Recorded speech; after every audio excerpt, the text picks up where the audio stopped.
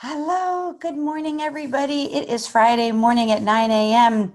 And this is where we gather together to learn a new happiness tool every Friday morning and then practice it. I'm really here because it's stuff that I'm learning, and I'm just happy that you decide to join me and play along with me. Let's see, let's make this a little bigger so you can actually see me. I'm way over to the other side because I'm sharing it live on Instagram. Thank you so much for joining me on Instagram. Hello, you can't see me. There we are. Anyway, I'm so excited. This is number 31, which of course means there are 30 other ones. If you want these little tips, they are all for free. I just do them for fun. You can get them on YouTube. You can log in and you can subscribe at Happier by the Minute to the Happy Huddle, and you can get all of them. You can watch them live every Friday. But either way, please come and enjoy these with me. All right, my friends, let's get going. The super easy secrets of super successful people. Success leaves clues. Oh my gosh, you guys, this is super exciting because these are all things that I have definitely used to become more successful.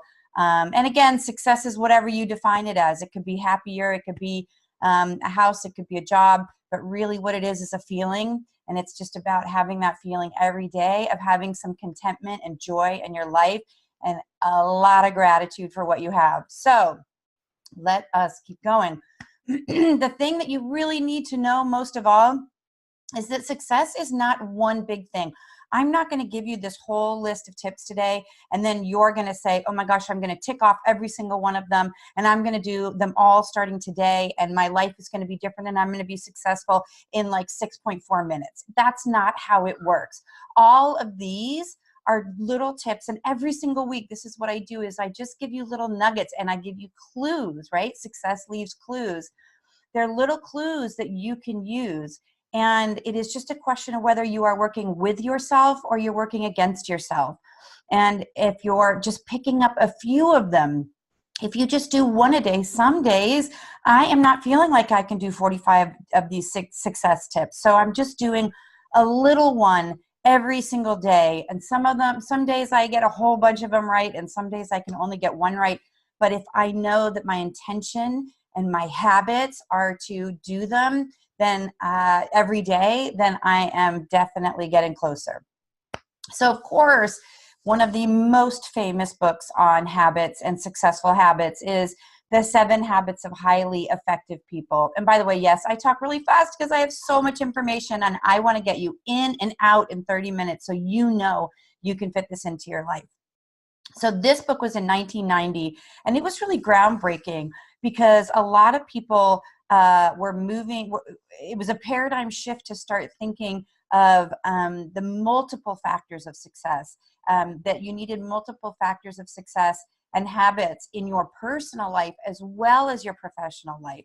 That again, it is this accumulation of habits, not just one silver bullet. So let's see what he says. Habit number 1 is to be proactive. Proactive people recognize that they have a responsibility. And I love he wrote responsibility. So we aren't trying to be reactive. We are trying, there's 2 parts of this. Number 1 is to be proactive and do the things that you know are going to prevent problems and stay ahead of things. And then I think part of this is also not being reactive. And so, and something that I talk about in a previous huddle as well is that we always have a stimulus and a reaction. The key is that little pause button between. Your whole day is stimuluses, and then everything, the rest of the day is all reaction to stimuluses. It's the reaction to the way your boss talked to you. It's the reaction to the traffic. The stimulus is your children not getting out of bed in the morning. The stimulus is that you burned your breakfast, and then everything is a reaction to every stimulus. And that pause button, if you can just sort of tattoo that on the inside of your brain, you're trying to remind yourself, pause. Am I reacting? And how am I reacting? Because we're going to be reacting to things. And if we were proactive, like preparing our breakfast the night before, then we don't have to worry about doing it quickly and burning it. So there's a lot of things you can be proactive, but then the key is to get it into to think about the reaction. Of course, one of the most famous people who talked about the reaction to stimulus is Viktor Frankl in his Man's Search for Meaning. And he was in a concentration camp. And he is very famous for changing his attitude and his belief about what was happening to him. And instead of, and he said, between stimulus and response, there is a space. And in that space is our power to choose our response. And he chose to respond to being in a concentration camp differently. He did not lose hope. He held on to hope. He helped other people and he survived. And it's a really, really amazing story about survival. But I mean, if he can think about changing his reaction to clearly one of the most painful and most difficult stimuluses, then we can think differently about our burnt dinner and our barista writing our name wrong on the coffee cup, or our friend, canceling on us one more time. I mean, really keep this in perspective and keep that pause button ready to hit. Let's see. Oh, and so how replace reactive language with proactive language. Reactive is, he's always such a jerk, or gosh, I always do this, or I'm such an idiot, I can't remember anything, to proactive. I can choose how I respond. And convert reactive tasks into proactive ones. Oh, by the way, Happy Huddle number 3 is all about mindset and mind chatter, and really a lot of tips and exercises on how to change that reactive talk into more positive instead of more negative. So check that one out if you want. Habit number 2, begin with the end in mind. Successful people reverse engineer what they want. And we talk a lot about this. We talk a lot about what is your vision? If you don't know where you're going, you do not know how to get there, and you may not even end up there. One of my most favorite quotes is, if you don't know where you're going, you'll probably end up somewhere else. And if you aren't working towards your vision, you're going to work towards someone else's vision. So these are just simple, and again, little tiny clues that are going to help you just think a little bit different about something today, and a little bit different about something tomorrow, and a little bit differently about something the next day, so that when these add up, you're going to see a miraculous change. So start with a clear, meaningful destination in mind. Self-awareness empowers us to shape our own lives instead of living our lives by default. And again, you've heard me say this over and over again. Do you want to show up 10 years, 10 months from now saying, how did I get here? How did this happen? Or do you want to show up and say, oh, I know exactly how I got here. I planned it. I knew exactly how to get from A to B and B to C and C to D. And that's how I ended up here at K.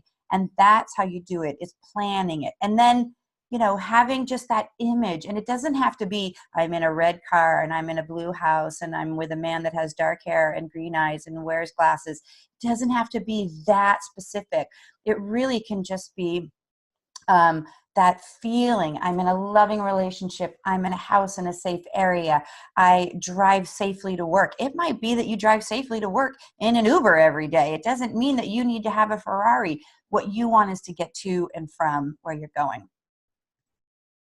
Habit number, and another how of number 2 is rescripting.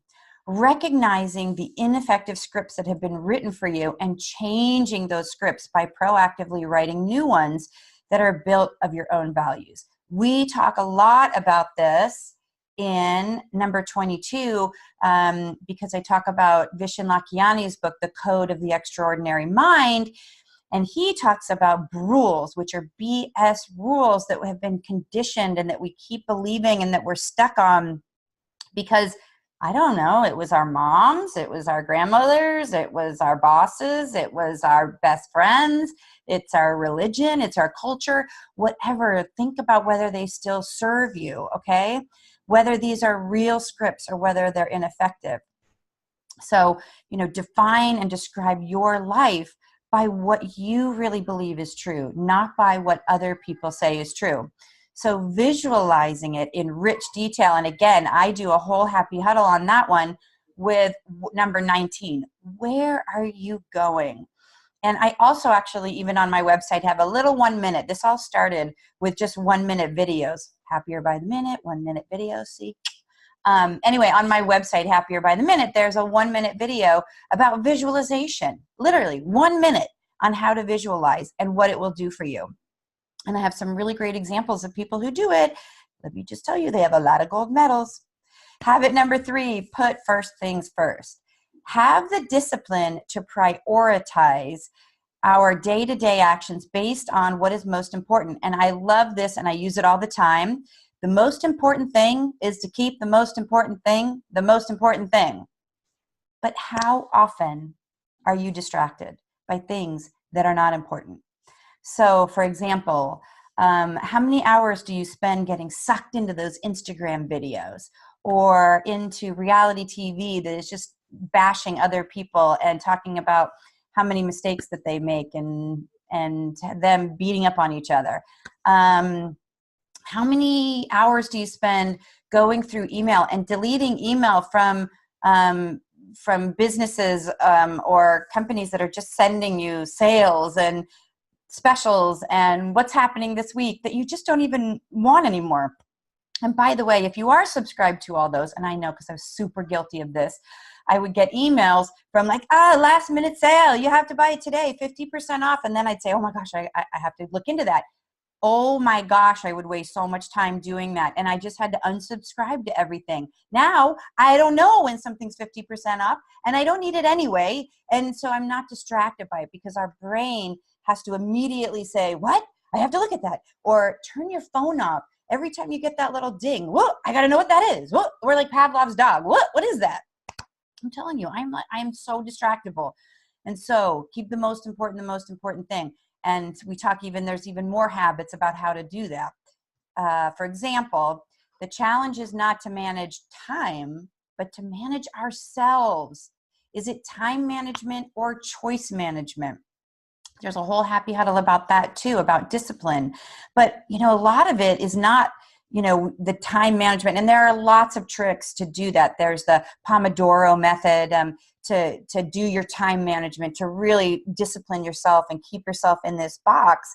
But it really is a philosophy that you have to think about of, it is choice management, and I'm going to choose to keep the most important thing, what I'm working on. The most successful people do not get distracted. They don't get distracted by TV. They don't get distracted by Facebook. They don't get distracted by gossip. They just don't get distracted. So this is a really great tool. This is a quadrant. If you haven't used this, I use this all the time. So it's 4 quadrants. It's the not important and important on the left, and the urgent and not urgent on the top. Now, you can put things in these quadrants, like what's happening in your day. What is important and urgent? Like if I don't pay this bill, I'm going to be charged $100. So that's urgent and important. I got to do that. What is important but not urgent? Those are things like preparation, prevention, values, planning, empowerment, relationship building. And then there's things that are urgent but not important. Those are texts. They're urgent because they came up right now, but they may not be important. And then, of course, there's not urgent and not important. Oh, I'm pretty sure TV falls into that. And escape activities and irrelevant email, like all those sales that are coming through. Where do you think, which quadrant, pop quiz, do you think successful people, the most successful people, which quadrant do they spend most of their time in? Are you ready? Anybody on Instagram want to guess? You can tell me before I give you the answer. But let's find out. Let's see if anybody's saying, okay, I don't know. A lot of people don't even want to guess. I'm going to tell you. They spend their time in the important and not urgent. The planning, relationship building, learning, spending time learning the things that they really want to become good at. Now, a lot of people said urgent and important, but the problem is those are all crises. And if all you're doing is managing crises, you're not spending time on the things that are urgent, not urgent and important. Like, hopefully your relationships don't get to a place where they're important and urgent, right? So if we spend time in the not urgent, see, there you go.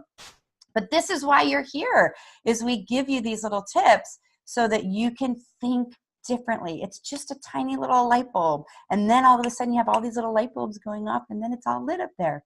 So anyway, hopefully you understand that. If you don't, you can email me. We can talk about it. But again, work on the things that are really important to you, but they're not in crisis mode. Don't let them get to crisis mode. Habit number 4, think win-win.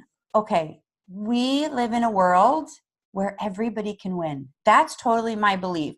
I have helped build up a huge multi-million-dollar business by zero bashing of my competitors. And I promise you, and I've gone out, I've talked to my competitors, we have the most amazing reputation because I believe that there's enough for all of us. We're all different, and there is going to be a client for all of us at all times. So we don't have to be in this, well, I can't be a public speaker because that person's better, and I can't talk about happiness because that person's already doing it, and I can't be a financial coach because that person's already really good at it.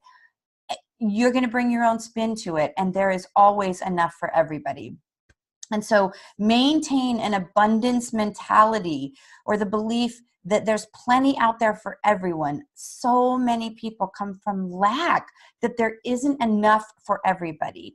Please, if there's one thing you take away from this, know that the universe is abundant for everyone. If you take some, it doesn't mean that you're taking it from anywhere else. It really doesn't. The universe will make more for all of us.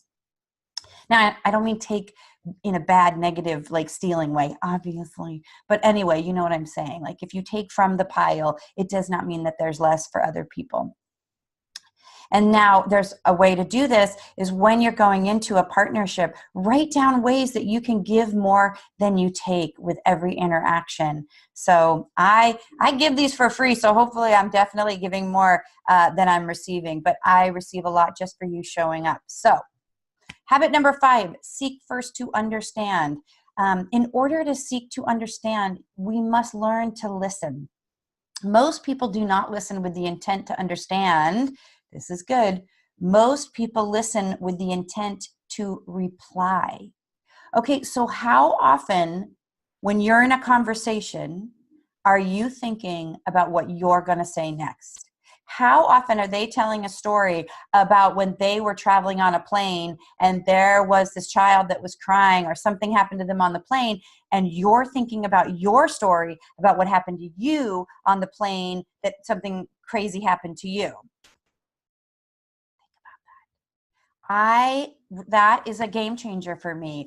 I am really, really careful to catch myself thinking about, I can add to this. I can say something. I can fix that.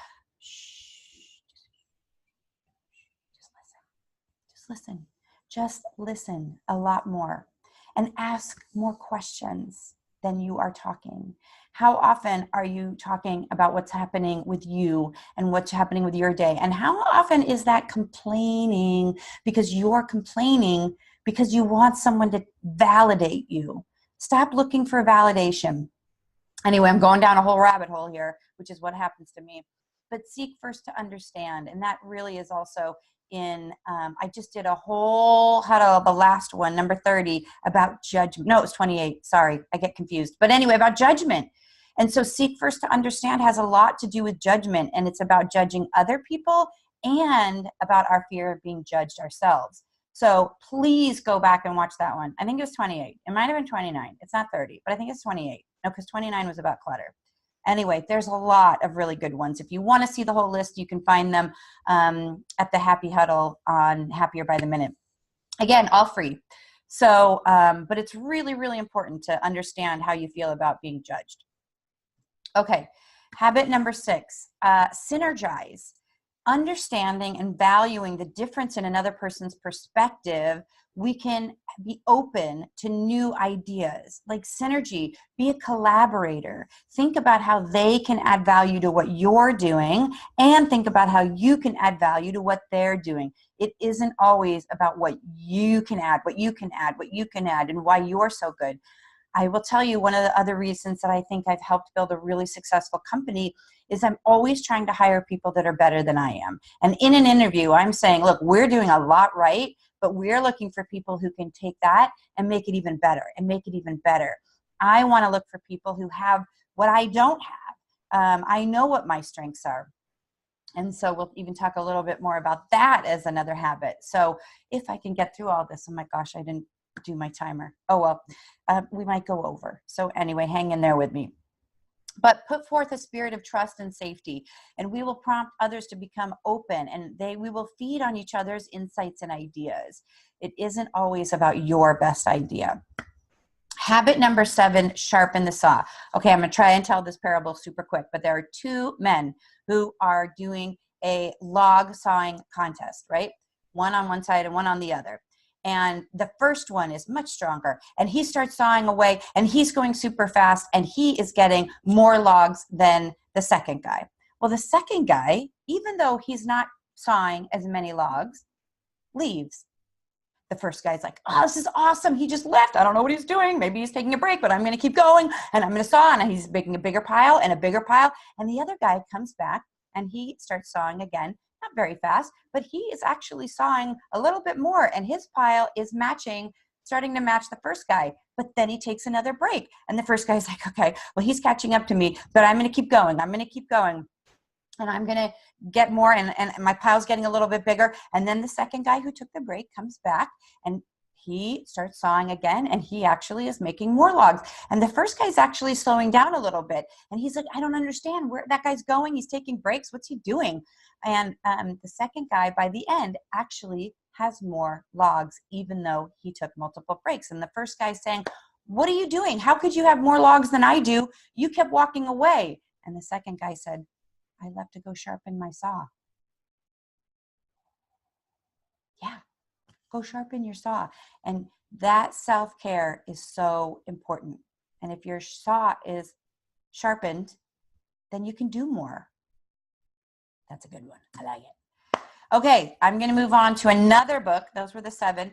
This 15 secrets to successful, that successful people know about time management.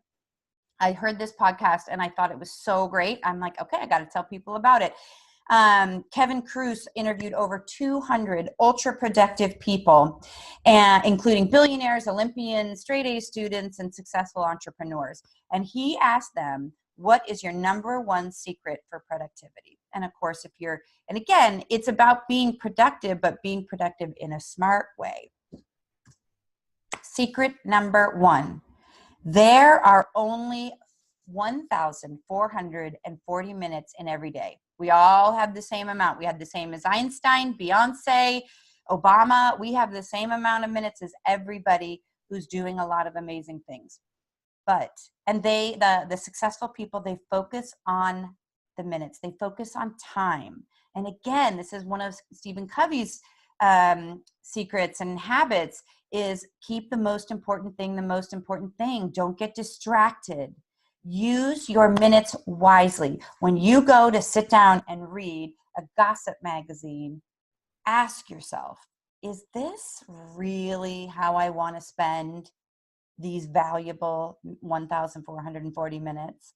And I'm not saying you don't need downtime, but I'm telling you, if you want to turn off your brain, because that's what a lot of people say, and everybody says, how do you not watch TV? And don't you need some downtime? And don't you need entertainment? I'm telling you, the most productive downtime that you can do, are you ready? Meditation. That will energize you. It will not deplete your brain power. It will not have you spending time judging people. It will not have you spending time wondering if you're better than all of those Instagram posts or worse than. So if you want downtime, start meditating. Don't start watching trash TV and gossip magazines. Secret number 2, they focus on only one thing. Ultra productive people know their most important task, their MIT, and they work for it. They work on it for up to 2 hours each morning without interruptions. So again, they use the morning really wisely. They know that that is the most productive time. They do not turn on their email. They do not turn on their phones. They do not turn on the TV. They do not turn on the news. Okay, you hear me saying that all the time, but I'm going to remind you, and then maybe it'll stick. Don't get distracted by the news. That is not the most important thing for you. Unless you're becoming a politician and you want to run to be president, it's not the most important thing, okay? So stick to that. Number 3, they don't use to-do lists. Okay, this was mind-blowing for me. I love, love, love this one. They don't use to-do lists. I've got 5 different to-dos lists. I've got different books, one for work, one for home, one for Happier by the Minute. And it just totally blew my mind because I'm like, wait a minute. They don't do that. They use their calendar. And I've heard this before, and I do it halfway. I really schedule. If it's not on my calendar, then it probably isn't happening. And so now I just need, like, I schedule exercise. I schedule family time. I schedule meditation. I actually put it on there for morning, 20 minutes in the morning, 20 minutes in the afternoon. And then it pings me. It's time for you to meditate. I don't always get to it if I'm in doing something else like driving when it pings me. But I have it constantly pinging me. So I'm constantly remembering, and then I'll do it when I get home. What else do I schedule? But schedule, obviously meetings. I never, if it's not on my calendar, I'm not going to remember to do it. So use your calendar instead of a to-do list. So if you are about to write something on a to-do list, like make that appointment with Dr. Joe, put it on your calendar. Tuesday morning at 8:30, I'm going to write down, I'm going to call Dr. Joe and make that appointment. If it is, I'm going to go visit my mom this week. Okay, you know what? 3:30 on Friday, I'm going to go visit my mom. So write everything on your calendar instead of a to-do list. I love that one. What else? Let's see. And what do you do with your to-do list? Yeah, you put it on your calendar. Somebody just asked that. So number 4, maybe procrastination with time travel. What? No, this is really easy. Your future self can't be trusted. How many times do you say, my Monday self is going to start that diet? You know what? My Friday self is going to work on that financial project. No, you're never going to anticipate how you will self-sabotage yourself in the future and come up with a solution to defeat your future self, like if then. So if I do plan to do this, so if you put something on your schedule for Friday, which I just told you to do, and you then say to yourself, well, maybe I won't start that diet on Monday. Like, I'm going to start it. Give yourself an if then and write it in your calendar. If I tell myself I'll start tomorrow on Tuesday, then I am going to call my friend, or I'm going to throw all the food in my fridge out, or I'm going to just have an if then that works for you so that you follow your schedule. Secret number 5, they make it home for dinner. I love this one because I am definitely a hard worker, and I can stay at work late, but this was so key because Intel's Andy Grove said there's always more that can be done, more that should be done, and always more that can be done. And that is the truth. And so again, if you're putting things on your schedule and you're saying that this is dinner time and this is family time, then the stuff that has to be done, put it on your schedule for another time. Plan it out, plan it out, plan it out. They use a notebook. Now, a notebook is not a to-do book. It's not a to-do.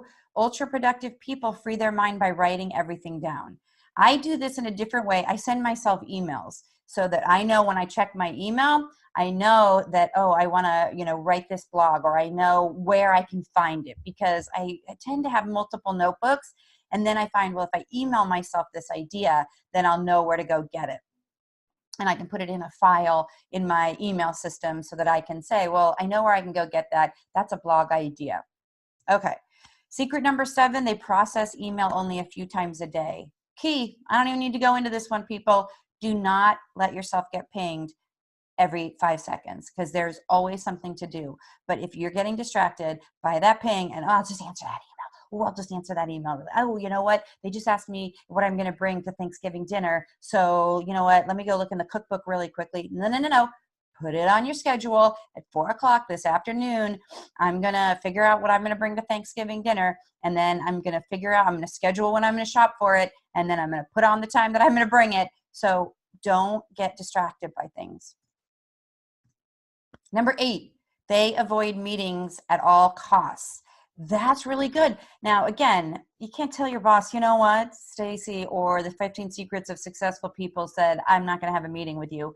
So no, you got to have meetings with the people who ask you, but try to keep them short and don't schedule other meetings that really aren't necessary, and just keep them really focused. Is there an agenda, and are you staying on the agenda? Number 9, they say no to almost everything. Remember, 1,440 minutes in a day. Don't waste them. Having said that, these are super successful people. These are the Richard Bransons and the Warren Buffetts. They say no to a lot of things. Now, if we are not at the level of Warren Buffett and Richard Branson at this time, then there is a time to say yes to everything. If you want to be a speaker, you're going to say yes to speaking at the Boy Scouts, and you're going to say yes to speaking for free at the church on Sunday, and you're going to say yes to speaking for, I don't know, the women's club that is going to meet on Monday morning. You're going to say yes to everything because it's going to help you practice. So remember, you're saying no to things that are distracting, that you're going to say no to things that aren't the most important thing. Now, they follow the 80-20 rule. This is the Pareto principle, where 20% of what you do accounts for 80% of the results. So 20% of what you do creates 80% of your results. So don't spend your time on 80% of things, only 20% of things. Now, what that means, delegate. Delegate, delegate, delegate. It says that's in saying no to things. It's keeping the most important thing the most important thing. Delegate. Now, one of the reasons we don't delegate is because they're not going to do it as well as we're going to do it, right? 80% has to be the new 100%. It's okay if it isn't perfect. And remember, this is what's happening to me when I had too much going on in the marketing department, and then I was trying to focus on the talent department. And I had to say, okay, well, the talent is the most important thing right now. Marketing's still important, but I have to know that I have to keep the most important thing the most important thing. So I'm going to delegate, and I'm going to also say, does it have to be perfect? Also, perfection can be a killer for us. They delegate almost everything. How can this task be done versus how can I get this task done? Delegate. Number 12, they theme days of the week. This is so good. This is totally life-changing for me. I'm using this all the time. They batch their work to maximize their efficiency. So on Friday might be a day that you're going to focus on your finances. Whenever your bills come in, you're going to put them in a pile, and you're not going to open them. You're just going to put them in the pile. And Friday, because you got it on your calendar, Friday at 4 is the day we do financials. Friday at 4 financials. So you got it on your calendar. Nothing else is going to get scheduled over that. That's when you're going to do your bills. You're not going to look at them any other time. It doesn't matter if you don't pay it before them, because you figured that out.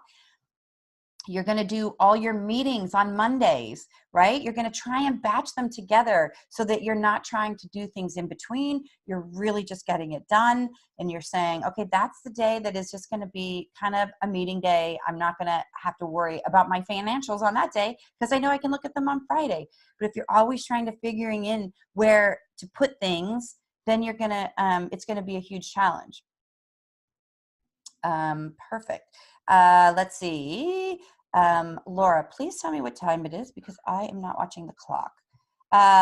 Secret number 13, they touch things only once. This, my friends, again, life-changing.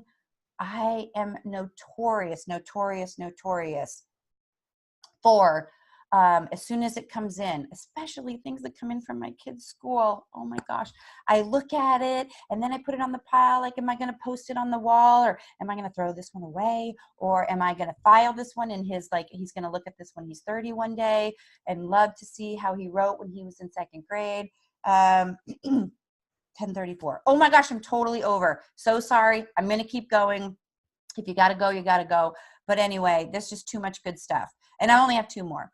So, and I have down here at the bottom, can you see it? I don't know if you can see it. productivitypodcast.com/resources-2/ and you can get a lot of these really great resources from the 15 Secrets of Successful People. Anyway, only to touch things once. The bills, when they come in, Put them in, well, that's twice, because you're going to put it into the pile and then you're going to take care of it on the Friday, but don't touch it 5 times. Secret number 14, they practice a consistent morning routine. They nurture their body in the morning with water, a healthy breakfast, light exercise. They nurture their mind with meditation or prayer, inspirational reading, journaling. They spend that morning time not looking at email, not looking at Facebook, but spending time investing in themselves. Number 15, energy is everything. And this is super cool because they talk about energy as in your body and taking care of your body and your attention and your focus, and you'll have more energy to do things. And of course, in this tribe, you know, we also talk about energy as in the universal energy. And if we're more positive and we have a more positive energy around things, we're going to attract more positive energy. So, okay, I was going to talk about tribe of mentors, but I'm not going to talk about that because I'm over, but I'm going to add it to another one, and I will do this one later, okay, because there's a lot of really good stuff in Tribe of Mentors. Tim Ferriss is so great. He's written a lot of really great books. I can't adult today. Please don't make me adult. Okay, this is just a teaser, spoiler alert for what will be coming in number 32. But what he does say is happiness is a choice and it's a skill that you practice. Okay, my friends, I'm way over time. If you want to look at all these other happy huddles, these are all the names of all the other ones. Morning rituals, self-esteem, the F word, having a bad day, stop one-thenning, your worst enemy. I have so many different topics that I would love, love, love for you to join and see. But don't miss a minute of happiness. I'm sorry I went so fast, but there's so much good information. And again, there are 31 other ones. So thank you so much for joining me. Really appreciate it. Go have a really awesome, happy day. And let's see, I'm saying bye to my Instagram people. Whoopsies. Bye-bye. Have a great day. And then I'm saying bye to my Facebook people. Bye, everybody.